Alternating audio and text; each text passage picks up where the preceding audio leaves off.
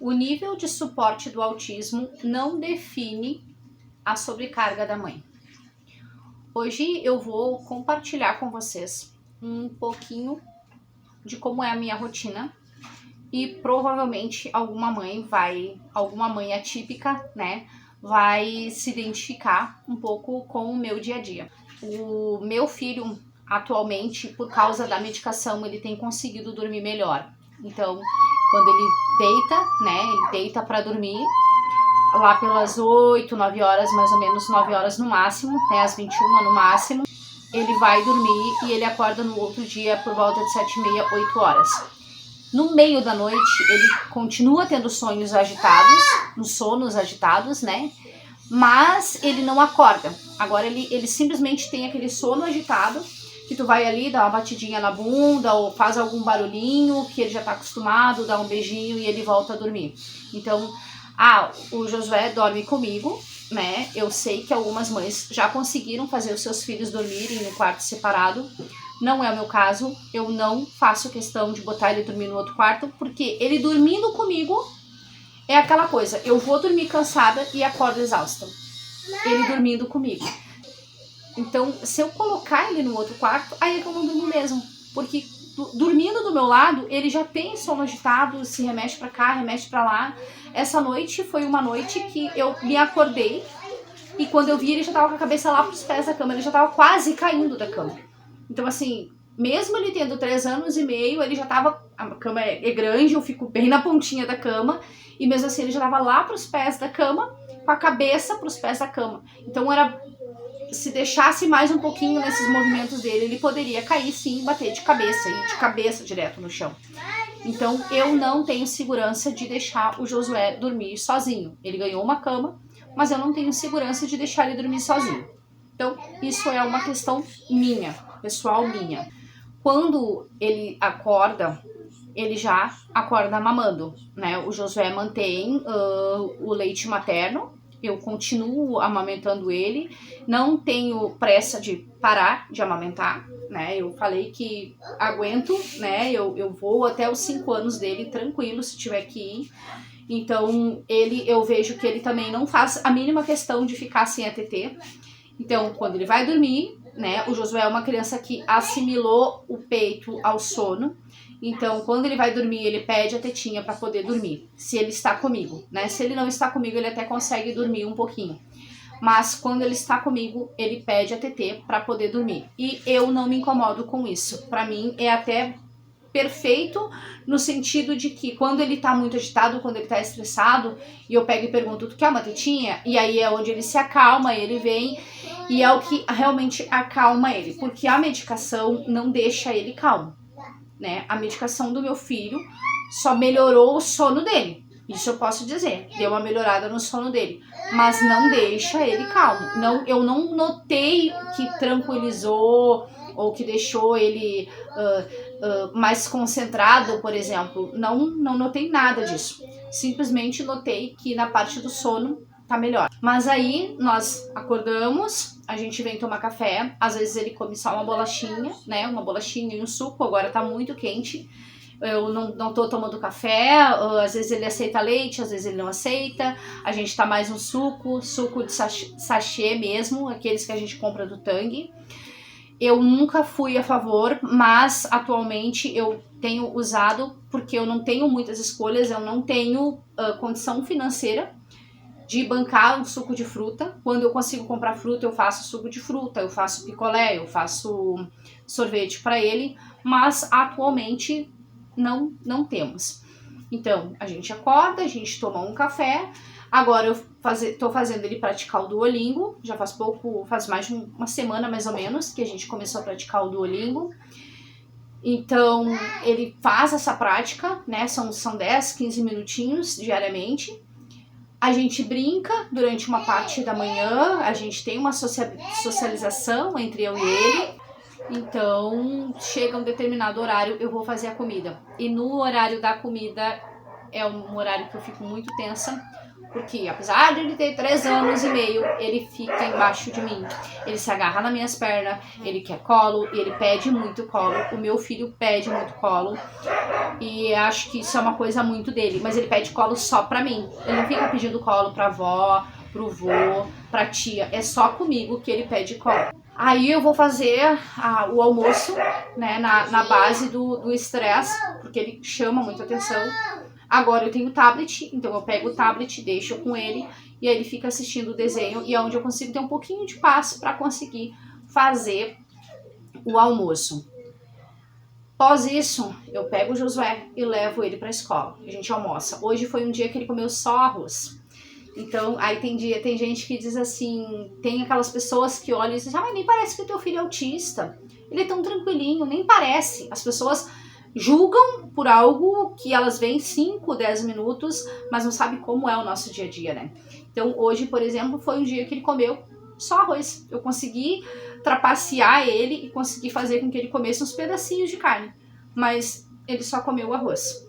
Então tem dias que ele come só arroz e tu tem que tolerar que ele coma só o arroz e na janta tu tenta incrementar com alguma coisa. Eu já peguei aquele triturador de comida, triturei, né, fiz a trituração do frango e botei ele ficou bem mole, ficou totalmente mole, ficou uma sopa de frango. E eu coloquei dentro do arroz para ele conseguir comer. E aí ele, mesmo comendo, ele dizia assim, eu não gosto de frango, eu não gosto de frango. E tem dias que ele come frango, tem dias que ele não come frango. E aí tu tem que adivinhar o que a criança vai comer. Às vezes eu pergunto, tu quer um ovo cozido? Aí ele fala, eu quero um ovo cozido. Agora, por exemplo, eu tô tentando gravar. E não sei quanto tempo faz que eu já tô tentando gravar. E ele tá lá na rua, botei na piscina. Claro que eu tô um olho lá e um olho aqui. Mas enfim, é um vídeo que provavelmente vai dar entre 5 e 10 minutos. Eu vou demorar aí provavelmente uns 20, 30 minutos entre pausas e volta, idas e vindas. A gente almoça, eu levo ele pra escolinha e da escolinha eu vou fazer algumas entregas do iFood algumas vezes. Como agora a gente tá numa temperatura de 37, 38 graus, com sensação de 40 pra cima, eu acabei não levando ele a semana passada. Hoje eu acabei não levando porque eu fiz uma entrevista com uma terapeuta para ver se eu vou conseguir conseguir fazer terapias, né, também, como a médica, como a psicóloga do Josué me indicou, né, para que eu começasse a fazer terapias também. Então hoje eu acabei não levando porque ficou bem no horário, a psicóloga marcou bem no horário que eu tenho que levar ele para a escola. Então, se tu não leva no horário, não tem como entrar depois. Então hoje é um dia que ele acabou ficando em casa. E como tá muito quente, acaba que eu também não vou fazer a entrega do iFood, porque eu tive o dia que eu peguei uma insolação e passei, era 1h da manhã, eu tava vomitando. Fui dormir mais de 2h da manhã, no outro dia eu passei muito mal por causa da insolação. E aí eu fiquei me questionando, né? Eu digo, até onde até onde eu devo ir com essas entregas do iFood, né? Sendo que é só eu e Josué, eu não tenho uma rede de apoio. A minha mãe algumas vezes consegue me dar um auxílio, mas também não é lá o auxílio. E tem gente que fica naquele questionamento, né? Mas por que eu não volto a trabalhar fora? Aí eu te questiono, qual é a empresa que vai contratar uma mãe atípica, que à tarde o filho fica na escolinha e pela manhã tem terapia, por exemplo. Agora, nas segundas-feiras, o Josué tem 3 terapias e é tudo no horário da tarde. Então eu já conversei com a professora e ele vai para a escola de manhã, tipo 9 horas ele vai para a escola às 9. Aí ele fica até um certo horário, eu pego ele, levo para terapia. Ele vai fazer 3 terapias, uma seguida da outra. Depois a gente vem para casa e depois nos outros dias ele faz terapia pela manhã. Aí eu te questiono, qual é a empresa que vai contratar uma mãe que não tem rede de apoio e que qualquer coisa que acontece com o seu filho, como muitas outras mães, não precisa nem ser a mãe atípica, né? Que outras mães também deixam seus filhos em creche, não tem rede de apoio e tem que sair do serviço para fazer a correria com o filho. O fato eu não tenho, né? Eu não tenho como dar a responsabilidade para minha mãe de levar ele na terapia, por exemplo. A minha mãe não tem essa Eu não tenho essa confiança, né? Vou ser bem sincera, assim, eu não tenho essa confiança.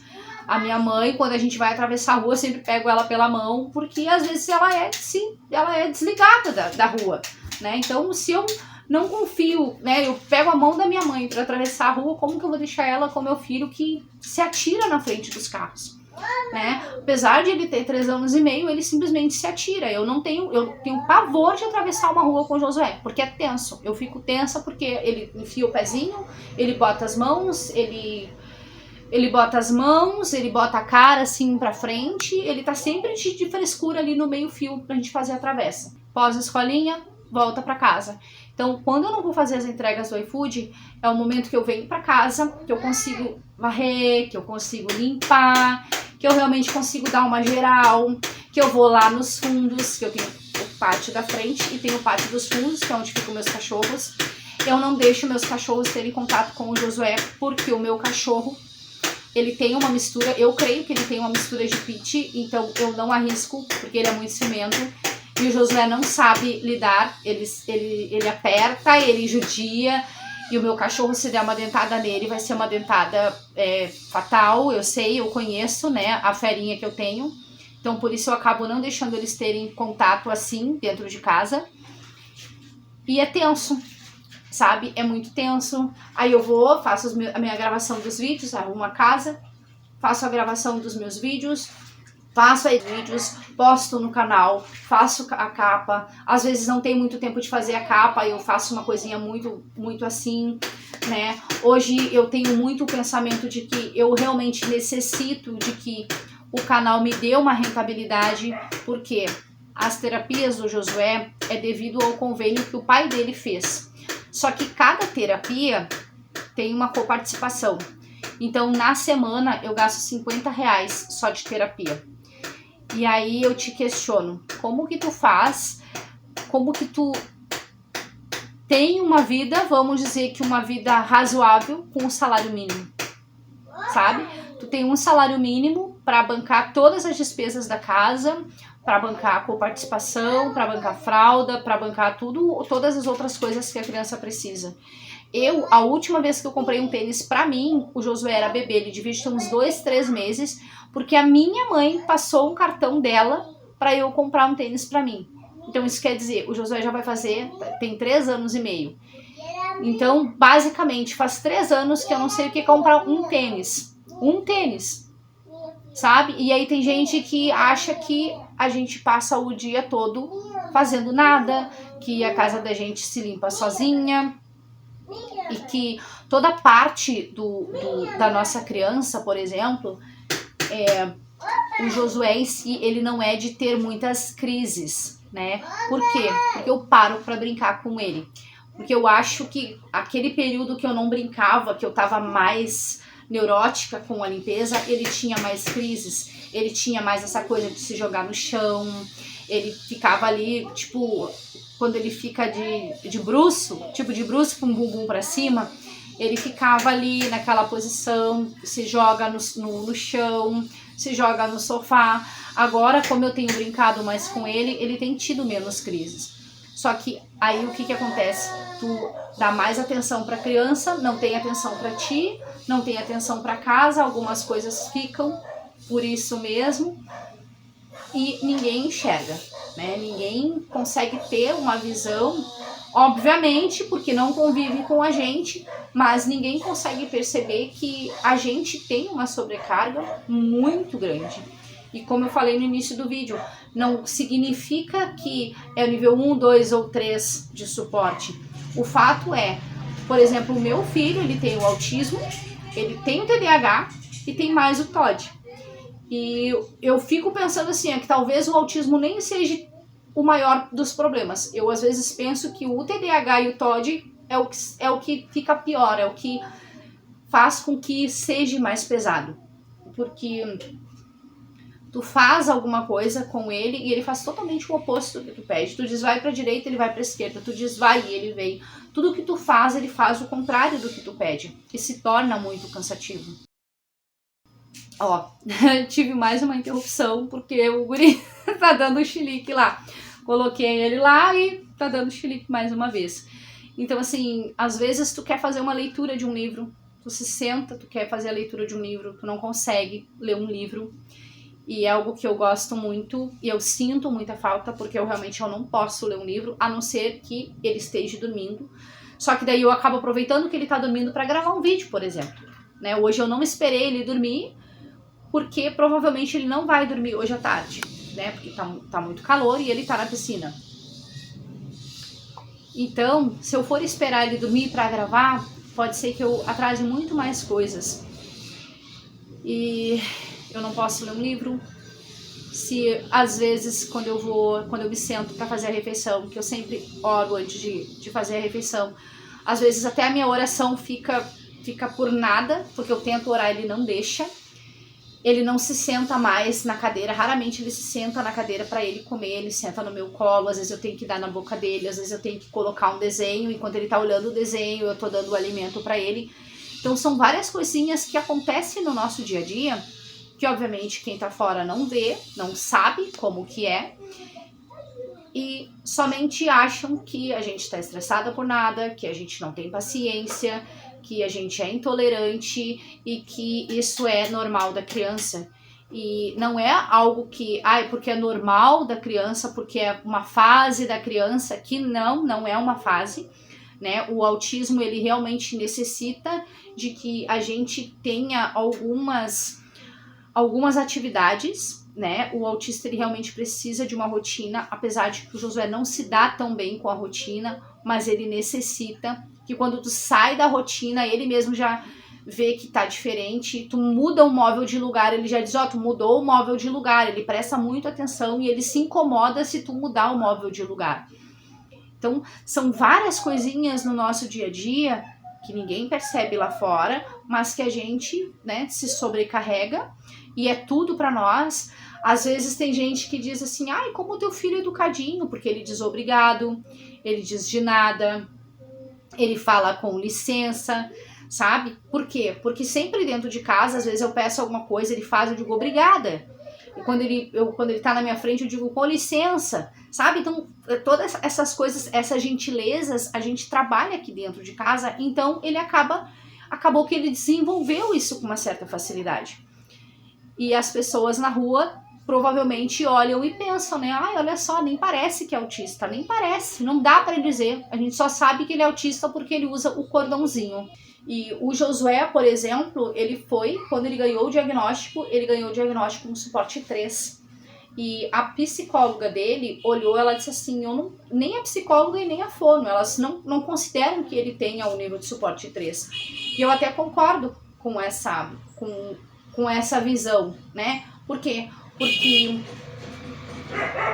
o Josué, ele não é tão disfuncional quanto alguns autistas. Eu consegui fazer com que ele seja funcional em algumas coisas. Então, com base nisso, com base ele falar na educação, na agilidade que ele tem, elas também não consideram que seja um suporte 3. Então, eu acredito que ele fique ali entre o nível 1 e o nível 2 de suporte. Mas ainda assim, ele necessita de muitas terapias, até pra gente ver qual delas que vai ser, de fato, a que a gente vai conseguir encaixar algo pro Josué, que vai desenvolver melhor o Josué. E é bem como eu falei, ninguém sabe a nossa realidade. Tem os dias que eu fico em casa gravando o vídeo, mais uma interrupção. E aí, corta até a minha linha de raciocínio, né? O Josué, ele é uma criança que ele tem muita dependência. Eu digo muita dependência no sentido da minha companhia. Então, tudo pra ele quer que eu esteja presente, ele quer que eu brinque com ele quer que eu esteja olhando pra ele 24 horas por dia. Esses dias a gente foi dormir e eu deixei ele ali deitado, não sei se ele tava sonhando, o que foi, ele veio e se deitou por aqui assim, botou a cabeça aqui assim em mim. Daqui a pouquinho ele foi, se agitou todo o corpo dele em cima de mim. Então tu pensa assim, ele fica, né, o ouvido dele fica direitinho na parte onde dá pra escutar os batimentos do meu coração.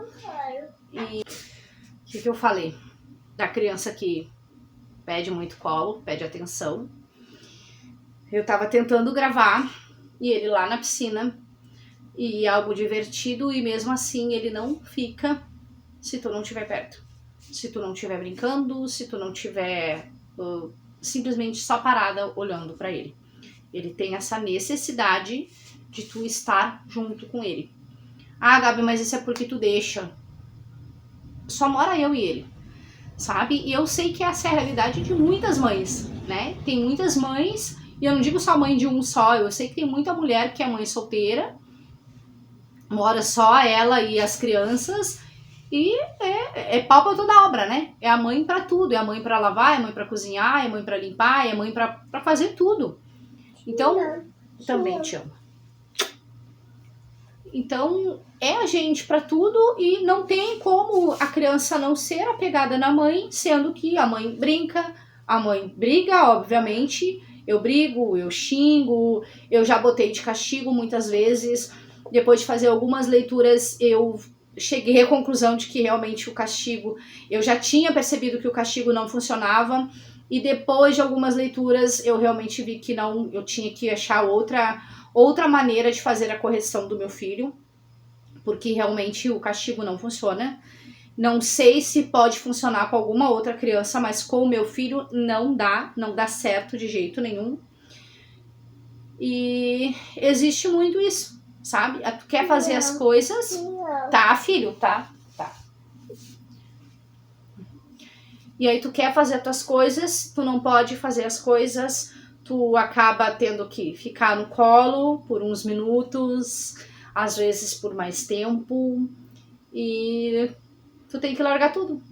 Tu tem que largar tudo que tu tá fazendo pra poder dar atenção pra criança, pra esperar a criança se acalmar, pra esperar a criança parar de te solicitar, pra tu voltar a fazer o que tu tem que fazer. E tem gente que acha que é bobeira, que a criança quer mimada, e não é, né? Simplesmente é uma necessidade, né? É igual assim, ó, o Josué, ele não gosta que outras pessoas beijem ele. E as pessoas chegam, querem beijar ele, pedem beijo, e ele não gosta de beijar as outras pessoas, e ele não gosta que beijem ele. Tem uma moça lá da igreja que pede beijo, e aí ele vai dar um beijinho nela, porque ele é puxa-saco dela. Mas assim, ó, só aquela moça e a mãe dela. O resto das pessoas ele não gosta de beijar. Lá na minha casa, lá na casa dos meus pais, quando a gente já chega, ele já fala, eu não quero beijar, eu não quero beijo. Ele já fala que ele não quer beijo. A gente chega e ele já diz...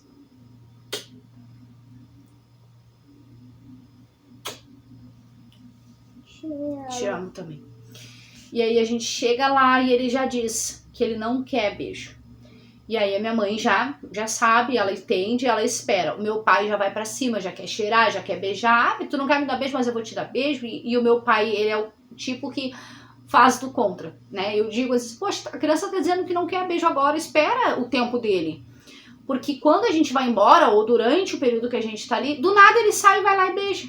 Mas é que quando a gente chega, ele não quer dar beijo nas pessoas. Não acontece muito isso, sabe? Da gente chegar no lugar e as pessoas querem beijar, querem obrigar ele a dar beijo, a abraçar, e é algo que ele não gosta de contato físico, a não ser comigo. Com a minha irmã ele gosta, né? Ele chega, ele beija, ele abraça. A minha mãe, né? Que quando ele chega ele não aceita, mas quando a gente tá no meio da visita, ou na hora da saída, ele quer dar beijo. Eu pergunto, vai dar beijo na avó? Ele vai, dá beijo, ele quer dar abraço, ele pede beijo, manda minha mãe me beijar, manda eu beijar ela. Enfim, são coisas que acontecem, né, no comportamento do meu filho. E muitas vezes ele se põe em risco no meio dessas visitas, ou dentro de casa, fica pulando muito aqui no sofá, e aí tu pede. Esses dias eu falei com ele bem baixinho, disse, vem cá, tu escuta o que eu falo contigo?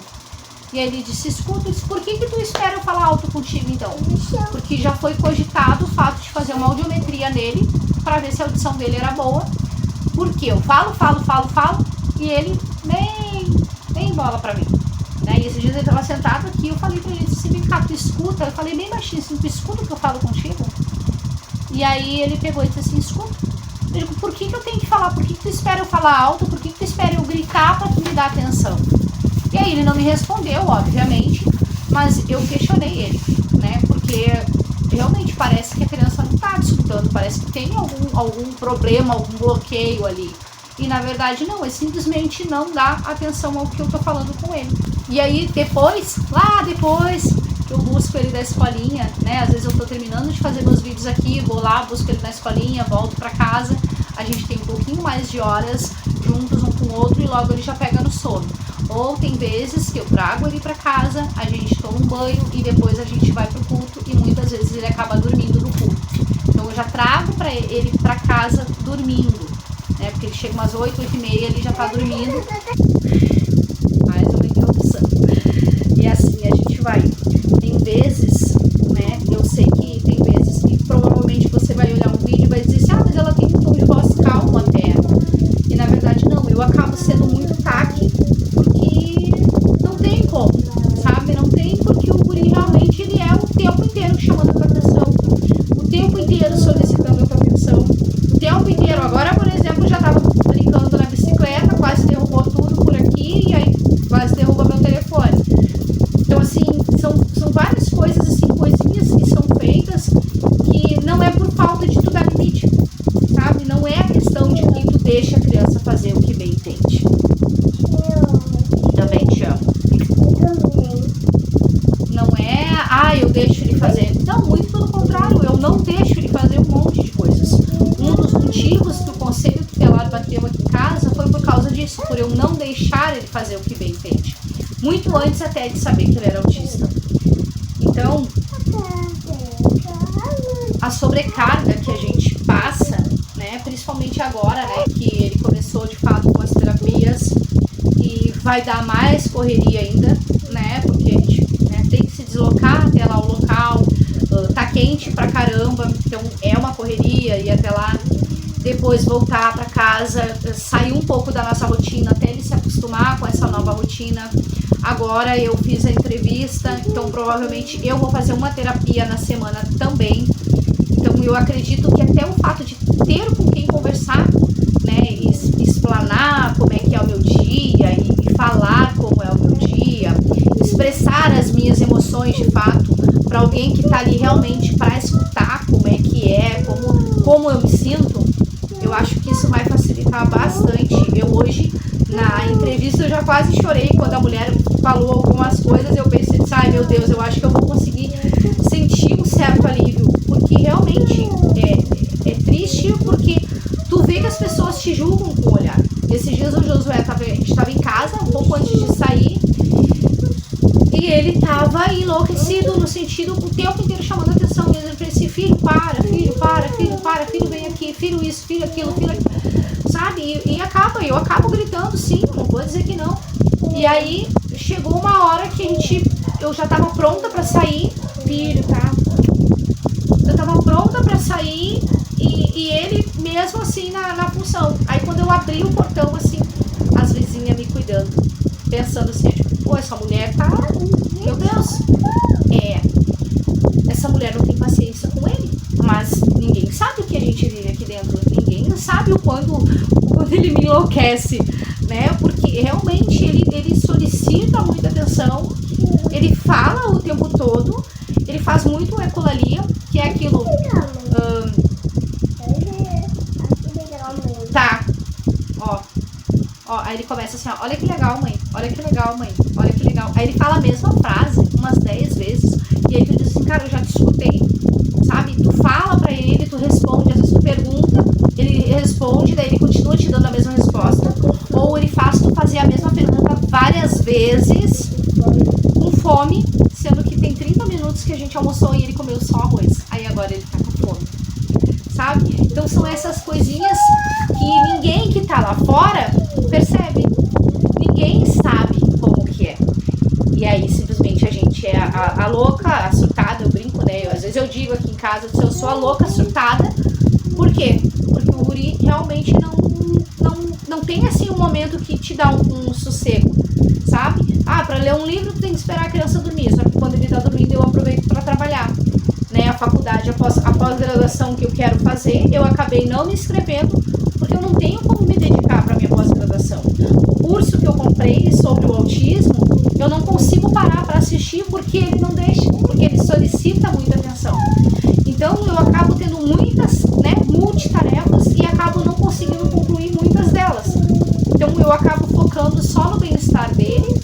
deixo o meu de lado, não tenho vida social e fica por isso mesmo. Então esse vídeo é só para compartilhar um pouco de como que é a correria, né, o dia a dia de uma mãe. E eu não vou colocar só a parte da mãe autista, da mãe do autista, porque eu sei que tem algumas mães que optaram ou simplesmente ficam em casa com seus filhos e também tem essa sobrecarga, porque os filhos também podem de repente até não ser atípicos, mas podem de repente ter alguma outra deficiência e que demanda muita atenção, né? Demanda uma atenção, demanda que tu tenha um olhar crítico, demanda que tu tenha um olhar diferenciado. E quem tá lá fora simplesmente só pensa que tu é uma mãe que passa o dia só batendo pernas.